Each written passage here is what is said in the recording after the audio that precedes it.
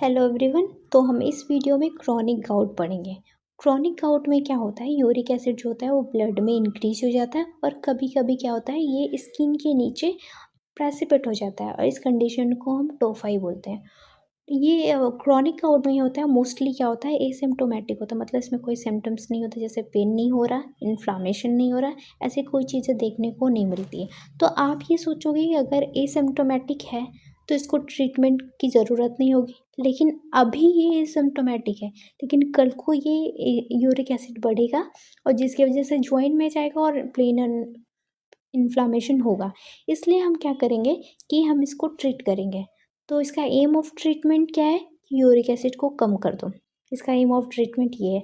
तो uric acid को कम करने के दो तरीके होते हैं। एक होता है कि वो इसका एक्सक्रेशन बढ़ा दो, मतलब किडनी से इसका एक्सक्रेशन बढ़ा दो ताकि ये यूरिन के थ्रू बाहर निकल जाए।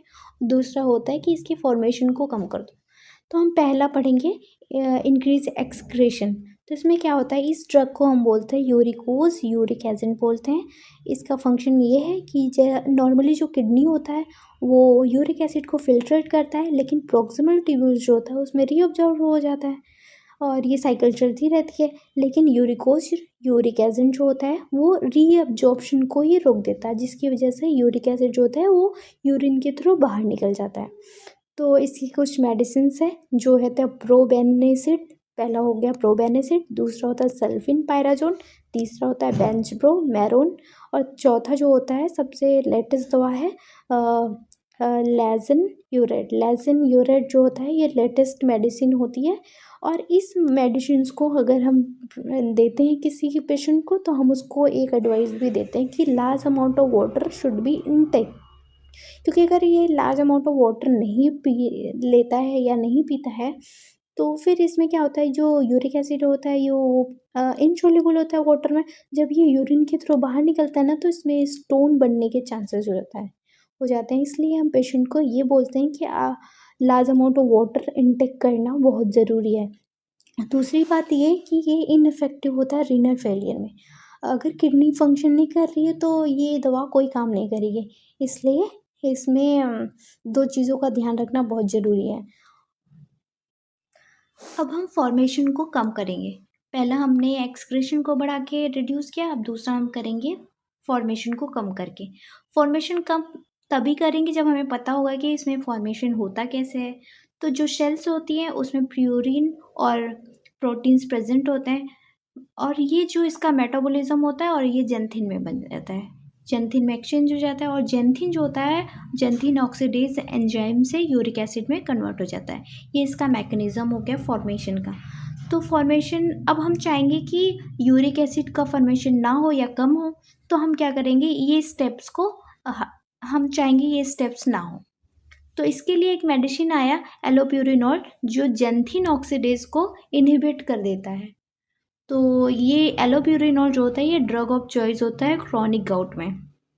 अगर हम किसी पेशेंट को एलोप्यूरिनोल देते हैं तो हम उसके लिए एक डाइटरी एडवाइस भी देते हैं कि आप फूड में प्रोटीन लेस इंटेक करो, मतलब या तो कम खाओ या तो नहीं खाओ, सिर्फ कार्बोहाइड्रेट और फैट पॉसिबल हो तो यही खाओ। अब इसमें एक चीज़ और देखने को मिलता है कि जो एंटी कैंसर ड्रग्स होते हैं ये क्या करते हैं, सेल्स को डिस्ट्रॉय कर देते हैं, जिसकी वजह से जो भी प्रोटीन होता है सेल के बाहर आ जाती है और इसकी वजह से यूरिक एसिड का फॉर्मेशन अधिक हो जाता है। तो हम इससे हाइपर यूरेसेमिया को डिक्रीज कैसे करेंगे, तो इसके लिए भी हम एलोप्यूरिनोल इसके साथ देते हैं। मोस्टली जितने भी एंटी कैंसर ड्रग्स हैं उसके साथ हम एलोप्यूरिनोल देते हैं। और एलोप्यूरिनोल का हम एक और यूज़ बता देते हैं कि इसका यूज़ जो होता है वो कालाजार में भी करते हैं। अब एक और चीज़ देखने को मिलता है कि इसका एक एलोप्यूरिनोल का एडवर्स इफेक्ट भी देखने को मिलता है। जो एंटी कैंसर ड्रग 6 मर्केप्टोप्यूरिन होता है और दूसरा इम्यून सप्रेसिव ड्रग जो होता है एजाथियोप्रिन। ये क्या करता है, इन इन दोनों को जब हम मेडिसिन को इंटेक करते हैं, मतलब पेशेंट को देते हैं, तो इसका मेटाबोलाइज्ड हो जाता है। मतलब जेंथिन ऑक्सीडेज का एक और काम होता है कि ये 6 मर्केप्टोप्यूरिन और एजाथियोप्रिन को क्या कर देता है, इनएक्टिव कर देता है, जिसकी वजह से इसका प्लाज्मा लेवल जो होता है इंक्रीज हो जाता है सेल में। और प्लाज्मा लेवल अगर किसी भी मेडिसिन का इंक्रीज होगा तो वो टॉक्सिसिटी करेगा, मतलब यहाँ पे तो ये एंटी कैंसर है तो बोन मैरो सप्रेशन वगैरह कर देगा। तो इसमें जब एलोप्यूरिनोल इसके साथ देते हैं तो इन दोनों का जो स्टैंडर्ड डोज है ना वो 1/4 कर देते हैं ताकि इसका टॉक्सिसिटी ना हो। और एलोप्यूरिनॉल का क्या होता है कि कुछ मतलब पर्सन्स में क्या होता है इसमें प्यूरिन होता है जिसकी वजह से कुछ एलर्जीज देखने को भी मिलते हैं। तो इसके लिए एक नया अल्टरनेटिव ड्रग्स का डिस्कवर हुआ जिसको फेबुजोस्टेट बोलते हैं। इसमें क्या कहते हैं फेबुजोस्टेट के नाम में ही है कि जेंथिन ऑक्सीडेज को स्टेट कर देता है। नाउ हमने देखा कि बर्ड्स में कभी भी गाउट नहीं होता क्योंकि यूरिक एसिड जो इसमें होता है यूरिकेज एंजाइम के प्रेजेंस में एलेंटोइन में चेंज हो जा रहा था। और एलेंटोइन जो होता है वो वाटर सोल्यूबल होता है जो आसानी से कहीं वाटर सोल्यूबल होता है जो आसानी से किडनी से बाहर निकल जाता है। तो हमने क्या किया कि बर्ड से यूरिकेज एंजाइम ले लिया और रिकॉम्बिनेंट डीएनए से एक ड्रग को बनाया जिससे बोलते हैं रास यूरिकेज। ये भी क्या करता था यूरिक एसिड को एलेंटोइन में चेंज कर देता था और ये बहुत ही यूजफुल हुआ गाउट में। तो एक और इसका अल्टरनेटिव मेडिसिन भी बना है जो दोनों का फंक्शन सेम है बस ये लॉन्ग एक्टिंग होता है। और एक स्पेशल केस इसमें देखने को मिलता है कि एक पेशेंट है उसको ट्यूमर लाइसिस सिंड्रोम हो गया है।